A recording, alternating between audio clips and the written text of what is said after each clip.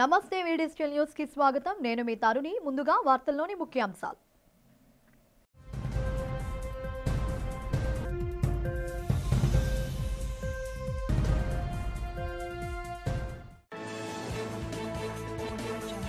నగరంలో ఘనంగా ప్రారంభమైన శ్రీ కనకమహాలక్ష్మి అమ్మవారి మార్గశిర మాసోత్సవాలు. ఉత్సవాలను ప్రారంభించి అమ్మవారిని దర్శించుకున్న దక్షిణ ఎమ్మెల్యే వంశీకృష్ణ శ్రీనివాస్.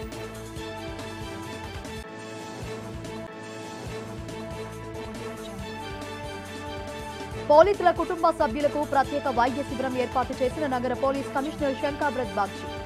విధి నిర్వహణలో ఉన్న ప్రతి ఒక్కరికి ఆరోగ్య సంరక్షణ పట్ల శ్రద్ధ వహించాలని సూచన. ప్రజలపై అదనపు ఆర్థిక భారం మోపితే సహించమని రాష్ట్ర ప్రభుత్వాన్ని హెచ్చరించిన శాసన మండలి ప్రతిపక్ష నేత బొత్స సత్యనారాయణ. కూటమి ప్రభుత్వం రాష్ట్రాన్ని అప్పుల ఊబిలోకి నెడుతోందని విమర్శ.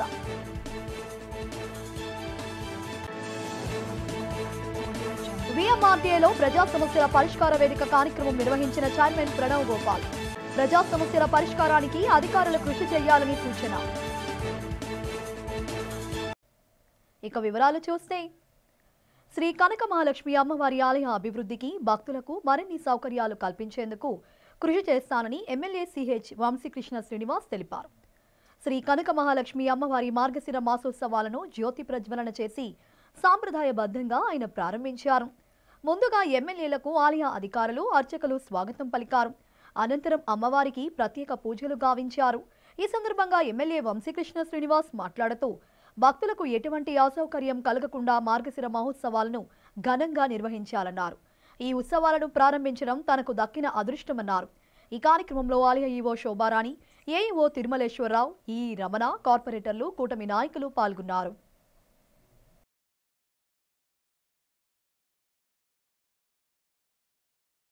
కార్పొరేటర్ గారు అలాగే ఎన్డీఏ నాయకులందరూ కూడా పాల్గొన్నారు. ముఖ్యంగా ఉత్తరాంధ్ర ప్రజల ఎలవేలుపుగా కోరిన వెంటనే కోరికలు అమ్మవారిగా ప్రసిద్ధిగాంచిన అమ్మవారి ఉత్సవాలు అద్భుతంగా ఏర్పాటు చేయడం జరిగింది. యువ గారు, స్థానికంగా ఉన్న నాయకులు, అలాగే ఆలయ సిబ్బంది అందరూ కూడా ఈ కార్యక్రమాన్ని అద్భుతంగా నిర్వహిస్తూ ఉన్నారు. ప్రతి ఒక్క గతం కంటే కూడా ఇప్పుడు అద్భుతమైన ఏర్పాటు చేయడం జరిగింది. అందరూ కూడా స్వచ్ఛందంగా స్వేచ్ఛగా వచ్చి అమ్మవారిని దర్శనం చేసుకోవచ్చు, ఎటువంటి ఇబ్బందులు లేకుండా. ఇక్కడ అన్ని ఏర్పాట్లు ఉన్నాయి. ముఖ్యంగా ఫస్ట్ వారం నిత్య అన్నదానం, ప్రతిరోజు కూడా సుమారు 5-6 వేల మందికి అన్నదానం ఉంది. లాస్ట్ 1,00,000 వారం రోజున మహా అన్నదానం కూడా ఉంది. కాబట్టి భక్తులందరూ కూడా వచ్చి పాల్గొని అమ్మవారి యొక్క ఆశీస్సులు పొందాలని మనస్ఫూర్తిగా కోరుకుంటున్నాం. ఇక్కడ అన్ని ఏర్పాట్లు బాగున్నాయి. ప్రతి ఒక్కరు కూడా స్వేచ్ఛగా వచ్చి దర్శనం చేసుకుని తెలియజేస్తాం. ఎక్కువగా ఉంది కాబట్టి పోలీసు వారు ఖచ్చితంగా వాళ్ళు పూర్తి స్థాయిలో బందోబస్తు నిర్వహిస్తూ ఉన్నారు. అలాగే ఆలయ సిబ్బంది కూడా అలాగే వాళ్ళ బందోబస్తులు వాళ్ళు ఉన్నారు అందరూ. అయినప్పటికీ కూడా మీ విలువైన వస్తువులు కానీ ఏవైనా మీ దగ్గర ఉన్నప్పుడు వాటిని జాగ్రత్తగా టేక్ కేర్ చేసుకోవాలని, మీ వస్తువులు మీరే భద్రపరచుకోవాలని తెలియజేస్తూ ఉన్నాం. Thank you. అందరికీ నమస్కారం.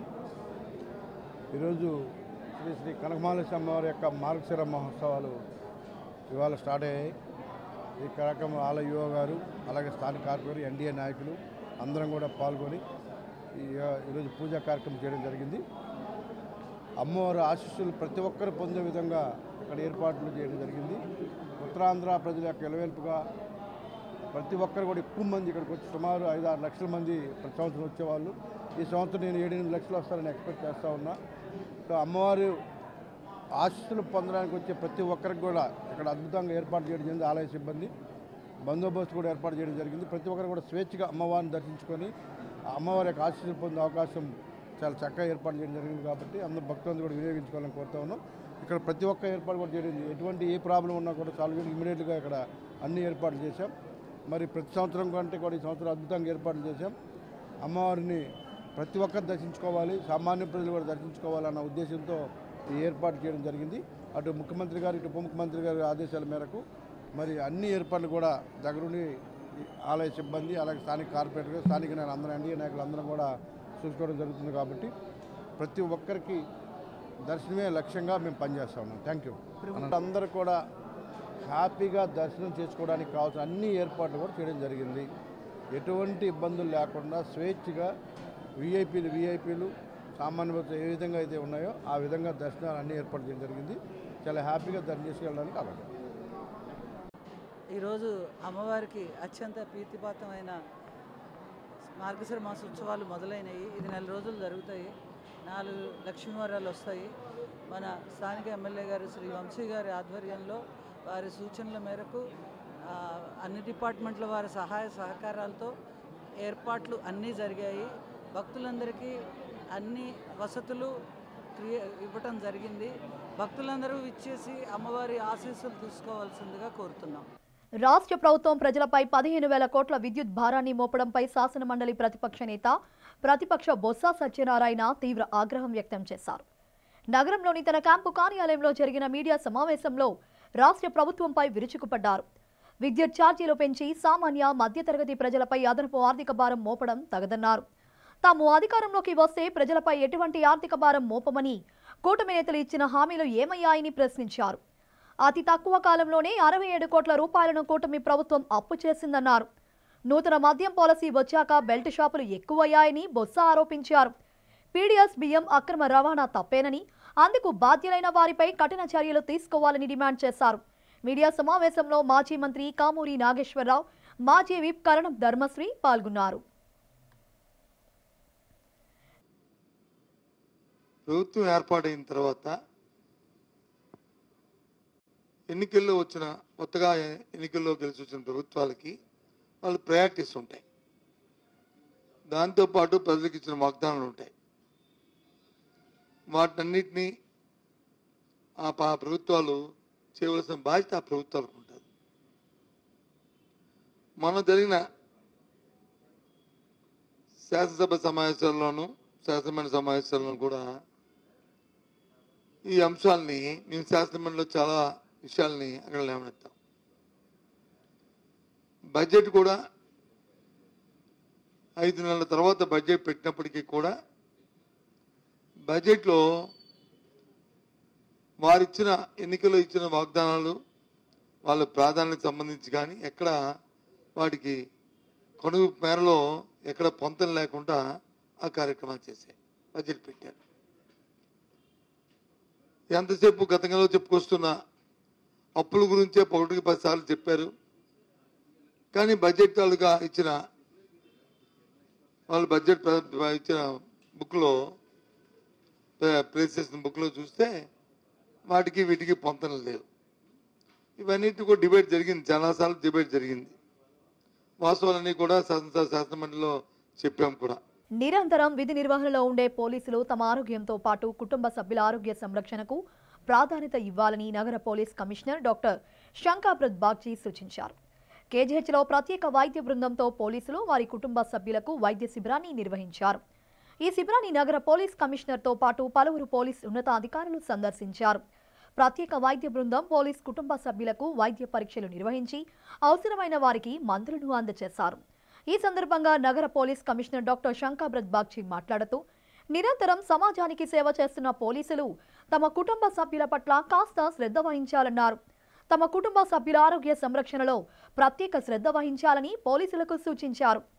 కుటుంబ సభ్యులు ఏమాత్రం అనారోగ్యానికి గురైనా నిర్లక్ష్యం చేయకుండా తక్షణమే వైద్య సేవలు అందించాలన్నారు.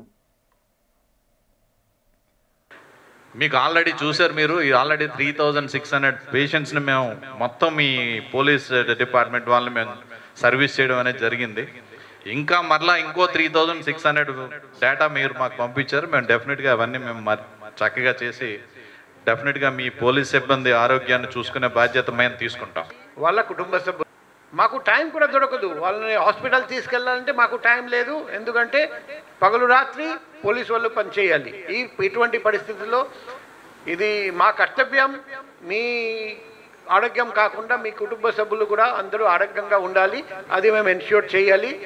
ఈ కర్తవ్యం చేయడానికి నేను కేజీహెచ్ సూపరింటెండెంట్ సార్ దగ్గరికి వెళ్తే, డాక్టర్స్ దగ్గరికి వెళ్తే వాళ్ళు వెంటనే సానుకూలంగా స్పందించి ఏర్పాటు చేసినందుకు మరొకసారి హృదయపూర్వక కృతజ్ఞతలు తెలియజేస్తున్నాం. వీఎంఆర్డీఏ చైర్మన్గా బాధ్యతలు స్వీకరించిన అనంతరం ప్రణవ్ గోపాల్ తొలిసారిగా ప్రజా సమస్యల పరిష్కార వేదిక కార్యక్రమాన్ని నిర్వహించారు. ఈ కార్యక్రమంలో ప్రణవ్ గోపాల్తో పాటు వీఎంఆర్డీఏ కమిషనర్, అధికారులు పాల్గొన్నారు. ప్రజా సమస్యల పరిష్కార వేదిక కార్యక్రమానికి ప్రజల నుండి మంచి స్పందన లభించింది. ప్రజలు లిఖితపూర్వకంగా ఇచ్చిన సమస్యలను తీసుకుని వారి సమస్యలను అడిగి తెలుసుకున్నారు. ప్రజలు తన దృష్టికి తీసుకువచ్చిన సమస్యలను సాధ్యమైనంత త్వరగా పరిష్కరిస్తానని భరోసా ఇచ్చారు. అధికారులు కూడా ప్రజా పరిష్కార వేదికలో వచ్చే సమస్యల పరిష్కారం పట్ల నిర్లక్ష్య వైఖరి వహించవద్దన్నారు. ప్రజా సమస్యలను పరిష్కరించి వారి మన్ననలు పొందాలని అధికారులకు సూచించారు. రిపోర్ట్లో ఆ రోజు చాలా డీటెయిల్డ్గా ఒక్కొక్క కేసుని వివరించి వాళ్ళు తప్పు చేశారు. మా మేజర్ ఇది ఏమంటే నేను అసైనీగా ఉన్నాను, నాకు నష్టపరిహారం ఇవ్వాలంటే కలెక్టర్ గారు ఇచ్చి ఉండాలి. కలెక్టరేట్లో నిర్వహించిన ప్రజా సమస్యల పరిష్కార వేదికకు ప్రజల నుండి విశేష స్పందన లభించింది. పెద్ద సంఖ్యలో ప్రజలు హాజరై తమ సమస్యలను నేరుగా జిల్లా ఉన్నతాధికారులకు లిఖితపూర్వకంగా తెలియజేసుకున్నారు. జిల్లా ఉన్నతాధికారులు కూడా ప్రజల నుండి అర్జీలు స్వీకరించి వారి సమస్యలను అడిగి తెలుసుకున్నారు. జిల్లా కలెక్టర్ ఎంఎన్ హరీంద్ర ప్రసాద్, జిల్లా joint collector K Mayur Ashok, RDO Srilekha, జిల్లా రెవెన్యూ అధికారి భవానీ శంకర్, పలు విభాగాల ఉన్నతాధికారులు ఈ కార్యక్రమంలో పాల్గొన్నారు. ఉన్నతాధికారులు తమ దృష్టికి వచ్చిన ప్రజా సమస్యలను సంబంధిత శాఖల అధికారులకు అందజేశారు. వాటిని సాధ్యమైనంత త్వరగా పరిష్కరించాలని ఆదేశించారు.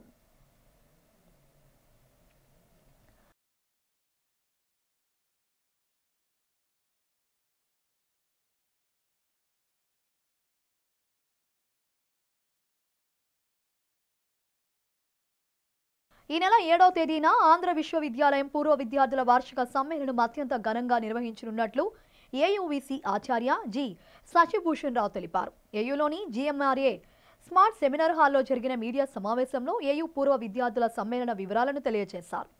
ఈ సమావేశానికి L&T group chairman N Subrahmanyan ముఖ్య అతిథిగా హాజరవుతారని తెలిపారు. ఈ సమ్మేళనంలో రాష్ట్ర విద్యాశాఖ మంత్రి నారా లోకేష్, అల్యూమిని అసోసియేషన్ వ్యవస్థాపక chairman GMR, Visakha MP Sribharat, ఇంకా పలువురు ప్రముఖులు పాల్గొంటారని తెలియజేశారు. ఈ నెల 7వ తేదీ మధ్యాహ్నం 3 గంటల నుండి రాత్రి 7 గంటల వరకు ఈ సమ్మేళనం జరుగుతుందని చెప్పారు. ఈ సమయంలో ఏయూలో విద్యాభ్యాసం చేసి నేడు ఉన్నత స్థానంలో ఉన్న ప్రముఖులు కూడా హాజరవుతున్నారని వైస్ ఛాన్సలర్ తెలియజేశారు. మీడియా సమావేశంలో అసోసియేషన్ ప్రతినిధులు పాల్గొన్నారు.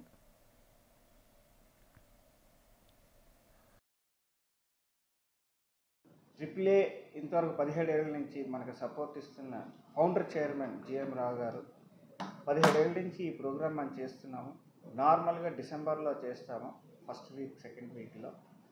దానికి డేటు నార్మల్గా అయితే మన 9వ తారీఖు కట్టమంచి రామలింగారెడ్డి గారు మన ఫౌండర్ వైస్ ఛాన్సలర్ గారు మన ఫౌండేషన్ వేశారు 1926లో. అప్పటి నుంచి మన యూనివర్సిటీ ఇప్పుడు 99 ఏళ్ళు కంప్లీట్ చేసుకుంది. 100వ సంవత్సరంలోకి ఎంటర్ అవబోతుంది, శతాబ్దిలోకి. అది వచ్చే సంవత్సరం జరగబోతుంది. అయితే ప్రతి సంవత్సరం మనం చేసుకునే ఈ యాన్యువల్ డే డిసెంబర్ సెకండ్ వీక్లో ఉంటుంది నార్మల్గా. సో ఈ సంవత్సరం 7వ తారీఖుని మనం ఫిక్స్ చేసాం. ప్రతి సంవత్సరం జిఎం రావు గారు ఫౌండర్ చైర్మన్ గారు ఎవరో ఒక నేషనల్ లెవెల్, ఇంటర్నేషనల్ లెవెల్లో ఇండస్ట్రియలిస్ట్ని కానీ ఎంటర్ప్రెన్యూర్ని కానీ తీసుకురావడం గత 5 ఏళ్ళ నుంచి జరుగుతుంది. సో కిందటి సంవత్సరం చంద్రశేఖర్ టాటా సన్స్ నుంచి వచ్చారు, అంతకుముందు నారాయణమూర్తి గారు వచ్చారు ఇన్ఫోసిస్ నుంచి. ఈ సంవత్సరం ముఖ్య అతిథిగా SN Subrahmanyam garu L&T chairman and managing director ఆయన వస్తున్నారు.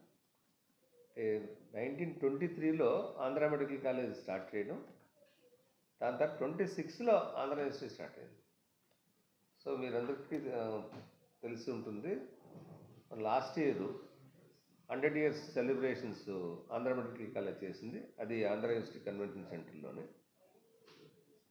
1985 వరకు ఈ డాక్టర్ డిగ్రీలు అందరూ మేమంతా ఎక్కడి నుంచి తీసుకున్నాం. అంటే more than 60 years Andhra medical college ఎంత ఆంధ్ర యూనివర్సిటీలోనే ఉన్నది. మరి ఈ ఆంధ్ర యూనివర్సిటీ చాలా ఫేమస్ పీపుల్ ప్రొడ్యూస్ చేసింది, ఒక నోబుల్ ఆరెట్ని. విశాఖలో గంజాయి అక్రమ రవాణా వినియోగంపై నగర పోలీసులు ఉక్కుపాదం మోపుతున్నారు. నగర police commissioner doctor Shankar బ్రత్ Bagchi ఆదేశాలతో ప్రత్యేక తనిఖీలు నిర్వహించడంతో పాటు అనుమానాస్పదంగా తిరుగుతున్న వ్యక్తులను అదుపులోకి తీసుకుని విచారిస్తున్నారు. ఈ వారం రోజుల వ్యవధిలోనే భారీగా గంజాయిని స్వాధీనం చేసుకున్నారు. తాజాగా డిసెంబర్ 1న 122 కేజీల గంజాయిని స్వాధీనం చేసుకుని 5గురిని అరెస్టు చేశారు. ఈ సందర్భంగా సోమవారం మధ్యాహ్నం పోలీస్ కమిషనరేట్లో జరిగిన డీసీపీ 1 అజితా వెజెండ్లా వెల్లడించారు. విశాఖ అల్లీపురం అచ్చయ్యమ్మపేట ఓ ఇంట్లో గంజాయి నిల్వలు ఉన్నట్లు గుర్తించామన్నారు. పోలీసులు ఆ ఇంటిపై దాడులు జరిపి 122 కేజీల గంజాయిని స్వాధీనం చేసుకుని బీహార్కు చెందిన ధనంజయ్ కుమార్, ప్రదుమాన్ రే, ఇంద్రదేవ్ రే, సంతోష్ కుమార్లను అరెస్టు చేశామని తెలిపారు. పట్టుబడిన గంజాయిని నిందితులు ఢిల్లీకి తరలించడానికి సిద్ధంగా ఉంచారని, నిందితుల వద్ద నుంచి 4 సెల్ ఫోన్లను స్వాధీనం చేసుకున్నట్లు డీసీపీ అజితా వెజెండ్లా తెలిపారు. ఢిల్లీకి చెందిన రాజేశ్వర్, పర్వీజలను అదుపులోకి తీసుకోవాల్సి వచ్చిందన్నారు. ఈ సమావేశంలో east sub division ACP K Lakshmanamurthy, 2 town CAB Tirumalarao పాల్గొన్నారు. విశాఖపట్నం పోలీస్ కమిషనరేట్ పరిధిలో 2 టౌన్ పోలీస్ స్టేషన్లో ఒక 296/24 అని ఎన్డీపీఎస్ యాక్ట్ కింద కేసు నమోదు చేయడం జరిగింది. వివరాల్లోకి వెళ్తే బేసికలీ మనకి ఒక ఇన్ఫర్మేషన్ వచ్చింది. దాన్ని బట్టి మనం ఒక ఆన్లైన్ పార్సల్ బుకింగ్ జరిగింది. కొరియర్ సర్వీస్ ద్వారా ఆన్లైన్గా చేసి వాళ్ళు ఒక లొకేషన్కి వచ్చి ప్యాకేజ్ కలెక్ట్ చేసుకోమని చెప్పారు. సో ఆ ఇన్ఫర్మేషన్ మాకు లభించడం వల్ల వెళ్ళి అక్కడ ఆ టిప్ ఆఫ్ మీద మనం ఆ లొకేషన్కి వెళ్ళాము. మొత్తం 64 packets containing 122 kgs of ganja అక్కడ లభించింది. మొత్తం ఈ దీనిలో A1 to A7 7 మంది ముద్దాయిలు ఉన్నారు. అందులో A1, A2, A3, A4 నలుగురు కూడా బీహార్కి చెందిన వాళ్ళు. వీళ్ళందరూ కూడా అక్కడే అప్రిహెండ్ చేయడం జరిగింది, వాళ్ళని అరెస్ట్ చేయడం జరిగింది.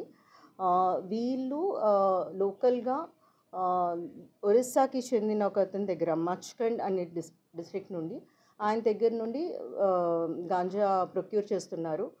తీసుకొని అది ఫార్వర్డ్ లింక్ ఢిల్లీలో ఉంది. ఢిల్లీకి ట్రాన్స్పోర్ట్ చేస్తున్నారు through courier services. Captain Ramarao కూడలి శ్రీ రేణుకా ఎల్లమ్మ ఆలయ పార్థివ లింగేశ్వర స్వామి ఆలయంలో కార్తీక మాసం మహోత్సవాలు అత్యంత వైభవంగా జరిగాయి.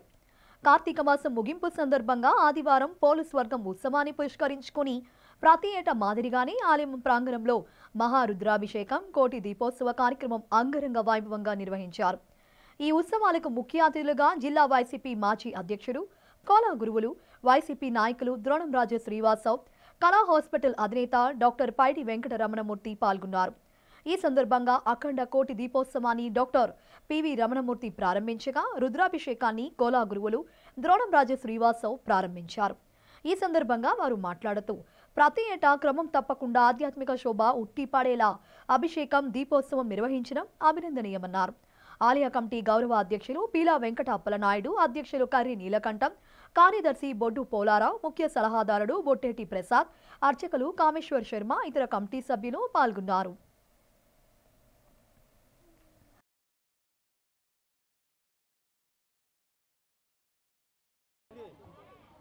రేణుకా ఎల్లమ్మ ఆవరణలో ప్రతి సంవత్సరం జరుగుతున్నట్టుగా కార్తీక మాసం ఆఖరి రోజు అమావాస్య పర్వదినాన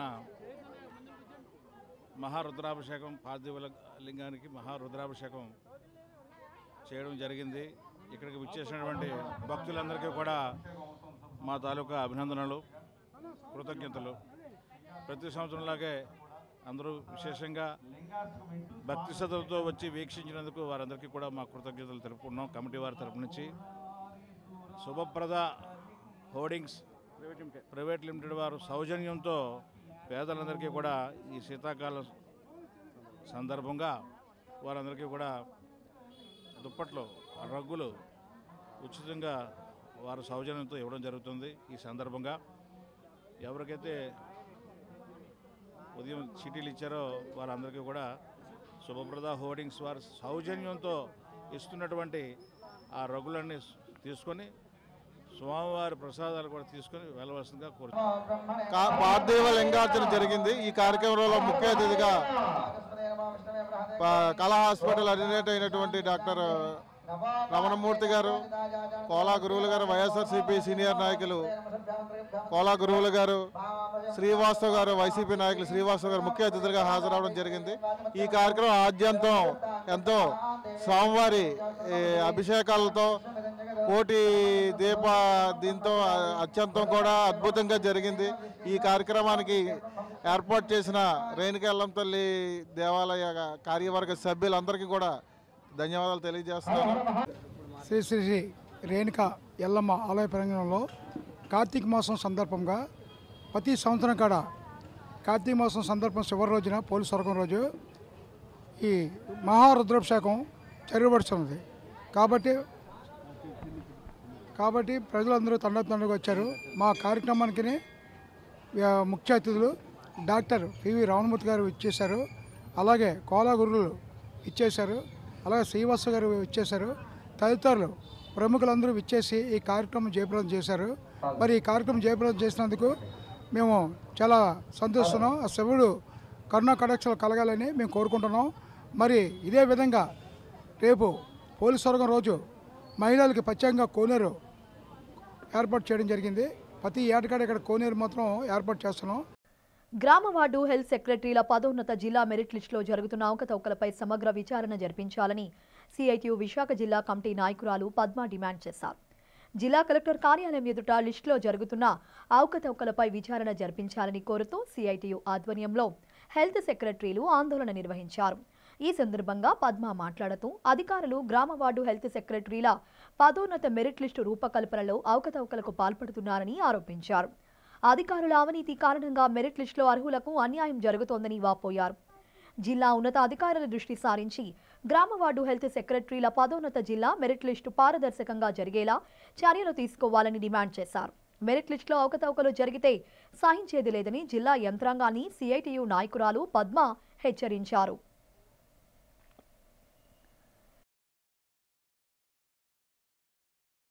మేము అందరము కూడా United medical employees union and ward village health association నుంచి వచ్చామండి.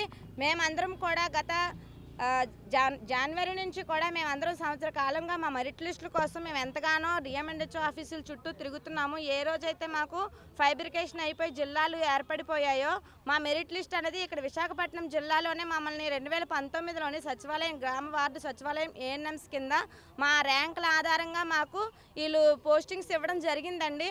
ఆ రోజు పోస్టింగ్స్ ఇచ్చిన తర్వాత మా ర్యాంకులన్నీ కూడా కొంతమందికి మేము అందరం కూడా గతంలో 2008లోని సెకండ్ ఏఎన్ఎంస్గా కూడా వర్క్ చేసి ఉన్నాము. ఆ 2008లో సెకండ్ ఏఎన్ఎంగా వర్క్ చేసినప్పుడు గత ప్రభుత్వం వారు మాకు 10 మార్కులు వెయిటేజ్ ఇచ్చి మార్కులు కలిపారు.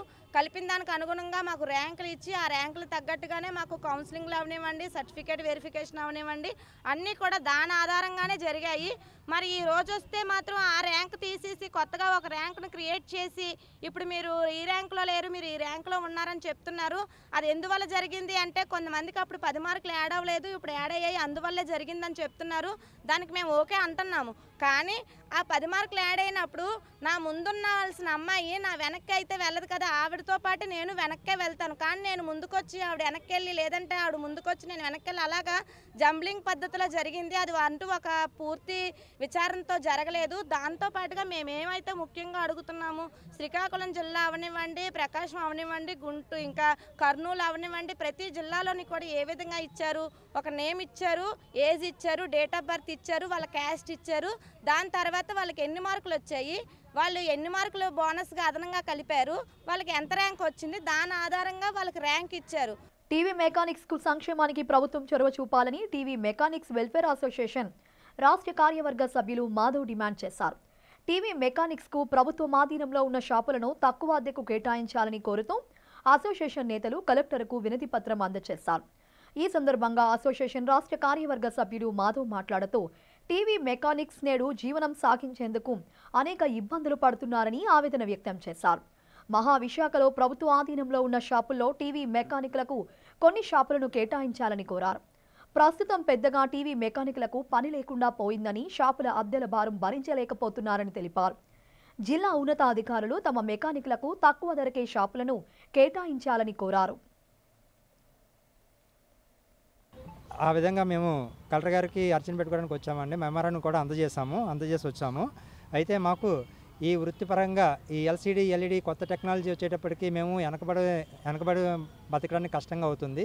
దాని నిమిత్తం మేము కలెక్టర్ గారికి విన్నపం చేసుకోవడానికి ఏమైనా విన్నపం చేసుకున్నామంటే గవర్నమెంట్ ద్వారా మాకు పరికరాలు అంటే బాండింగ్ మిషన్ అని, లేజర్ మిషన్ అని, మైక్రోస్కోపు, అలాగే షోల్డరింగ్ సంబంధించిన ఐరన్లు, రీషోల్డరింగ్ సంబంధించినవి ఇలాంటివి మాకు అందజేయమని జిల్లా తరపున, అలాగే మాకు సామాజిక భవనము, ఎందుకంటే మాలో కొంతమంది సీనియర్స్ ఉంటే వాళ్ళు ఏదన్నా మాకు అప్డేట్ చెప్పడానికి కూడా ఒక ప్లేస్ లేక చాలా ఇబ్బంది పడుతున్నాము. ఏదన్నా ప్లేస్ చెప్పాలంటే ఒక 20 మంది, ఒక 50 మంది కూర్చొని క్లాస్ హాల్కి ఇచ్చాలన్నా సరే ఏ ప్లేస్ లేక చాలా ఇబ్బందిగా ఉంది.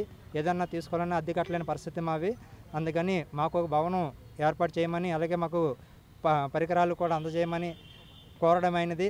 అలాగే మాకు కొంతమందికి అద్దెలు కట్టుకోలేని పరిస్థితిలో ఉన్నాము, షాపులు కానీ ఇల్లు కానీ. అలాగే ఎక్కడైనా సరే మాకు గవర్నమెంట్ ద్వారా తక్కువ అద్దెలకి షాపులు ఏదన్నా ఇప్పించవలసిందిగా కూడా కోరడమైంది కలెక్టర్ గారిని. అలాగే ఇల్లు లేని వాళ్ళు కూడా ఏదన్నా సరే చాలామందికి ఇల్లులు వస్తున్నాయి, అదేవిధంగా ఇల్లులు కూడా కోరడమైంది. అక్రమంగా తొలగించిన 11 మంది కార్మికులను విధుల్లోకి తీసుకోవాలని సిఐటియు మద్దిలిపాలెం జోన్ కమిటీ నేత వి కృష్ణారావు డిమాండ్ చేశారు. 20 సంవత్సరాలకు పైగా వీఎంఆర్డీఏకు చెందిన పార్కులలో పనిచేస్తున్న 11 మంది కార్మికులను విధుల్లోకి తీసుకోవాలంటూ సిఐటియు ధర్నా నిర్వహించింది. సిరిపురంలోని వీఎంఆర్డీఏ కార్యాలయం వద్ద కార్మికులు నిరసన తెలిపారు. ఈ సందర్భంగా కృష్ణారావు మాట్లాడుతూ ఎన్నో ఏళ్లుగా పనిచేస్తున్న కార్మికులను తొలగించడం దుర్మార్గమైన చర్యగా అభివర్ణించారు. వీఎంఆర్డీఏను నమ్ముకున్న కార్మికులను నట్టేటా ముంచడం తగదన్నారు. తొలగించిన కార్మికులను విధుల్లోకి తీసుకోకపోతే ఆందోళన కార్యక్రమాలను తీవ్రతరం చేస్తామని కృష్ణారావు హెచ్చరించారు. ధర్నా అనంతరం సిఐటియు నేతలు కార్మికులను విధుల్లోకి తీసుకోవాలంటే వీఎంఆర్డీఏ చైర్పర్సన్ ప్రణవ్ గోపాల్కు, కమిషనర్కు వినతి పత్రాలు అందజేశారు.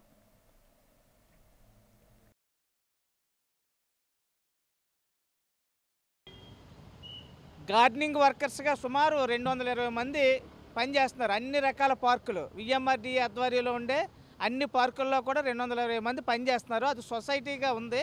వీళ్ళందరినీ డైలీ వేజ్ కార్మికులు అంటున్నారు. అందుకని వీళ్ళకి వీక్లీ ఆఫ్లు ఉండవు, పిఎఫ్ఈఎస్ఎల్ కటింగ్ అవ్వవు, ఏ రకమైన కార్మిక చట్టాలు కూడా వీళ్ళకి వర్తించవు.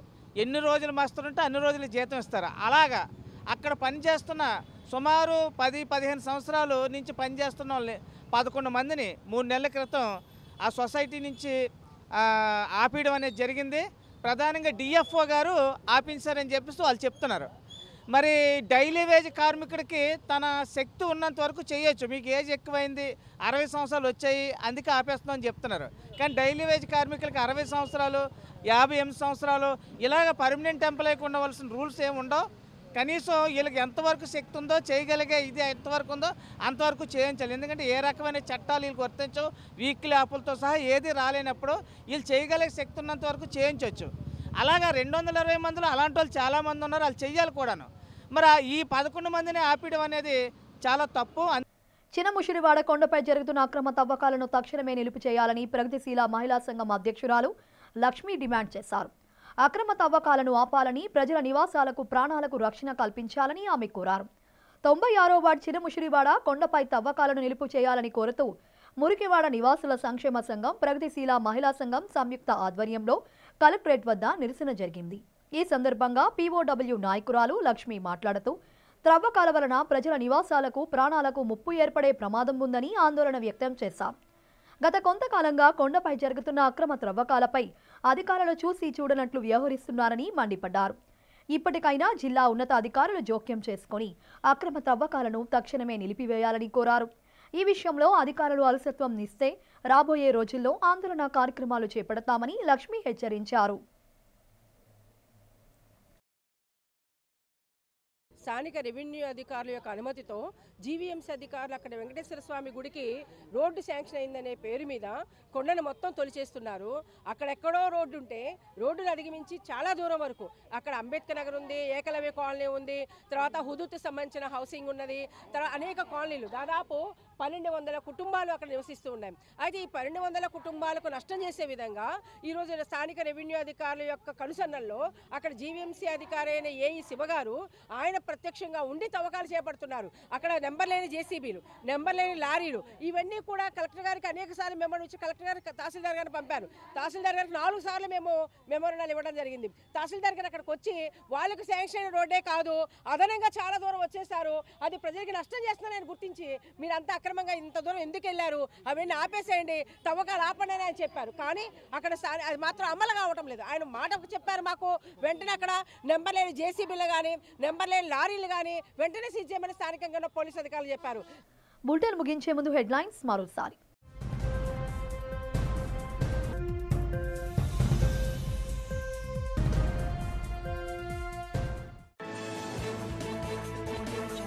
నగరంలో ఘనంగా ప్రారంభమైన శ్రీ కనకమహాలక్ష్మి అమ్మవారి మార్గశిర మాసోత్సవాలు.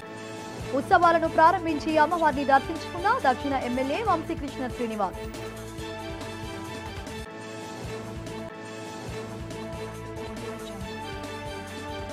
పోలీసుల కుటుంబ సభ్యులకు ప్రత్యేక వైద్య శిబిరం ఏర్పాటు చేసిన నగర పోలీస్ కమిషనర్ శంకాబ్రత్ బాగ్చి. విధి నిర్వహణలో ఉన్న ప్రతి ఒక్కరికి ఆరోగ్య సంరక్షణ పట్ల శ్రద్ధ వహించాలని సూచన. ప్రజలపై అదనపు ఆర్థిక భారం మోపితే సహించమని రాష్ట్ర ప్రభుత్వాన్ని హెచ్చరించిన శాసన మండలి ప్రతిపక్ష నేత బొత్స సత్యనారాయణ. కూటమి ప్రభుత్వం రాష్ట్రాన్ని అప్పుల ఊబిలోకి నెడుతోందని విమర్శ.